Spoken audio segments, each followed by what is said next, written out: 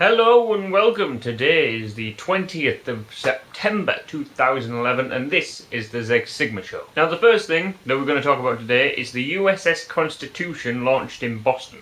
This happened in 1797. The launching ceremony was held on this day, but the way it kind of made the ship sink a little bit. It took a couple more tries and a few builds until the Constitution finally slid into Boston Harbour on the 21st of October 1797. Now the Constitution, a 44-gun frigate, was one of the first three naval ships to be built by the United States. It won victories over British frigates during the War of 1812 and is the most famous ship in history of the United States. It has since then been rebuilt and is anchored in the Charlestown Navy Yard in Boston. Now it has the nickname Old Ironsides. Now if you know where it got that nickname from, leave it in the comments and see if you're right. And before anybody says anything, I fancied a bit of a change in background, so I'm now downstairs, but that light switch is annoying me and I have no idea what to do about it. But on to the next subject. In 1881, Charles Arthur became the third president of the United States in 1 year. Now Charles Arthur was inaugurated, becoming the third president to serve in 1 year. Rutherford Hayes finished up in 1881 and James A. Garfield took over. And then, as I mentioned in a previous video, James A. Garfield was shot on July the 2nd and died September 19, 1881.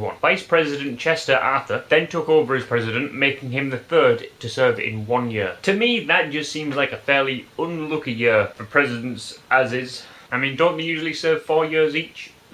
I don't think that's going to be beaten, to be honest. But without any more conversation on that, we go on to the next one. In 1519, Ferdinand Magellan, I think that's his name, set sail for the first voyage around the world. He was a Portuguese navigator in the services of Spain and he commanded an expedition that was first to circumnavigate the world. And today is the last story of the day. We go on to what day it is today, and today is National Punch Day. Now punch, I honestly thought was an American thing, because you always see it on like American films, whether at a prom or whatever it's called, or a reunion, and they always have punch. And I was told by some people that I know that it was actually a British thing to start off with. It's a mix of fruit juices, lemonade, wine sometimes, and spirits. Obviously, in the school films and stuff, there's no spirits or wine in it, but you know, that makes it fun. And that's all there is to know about punch.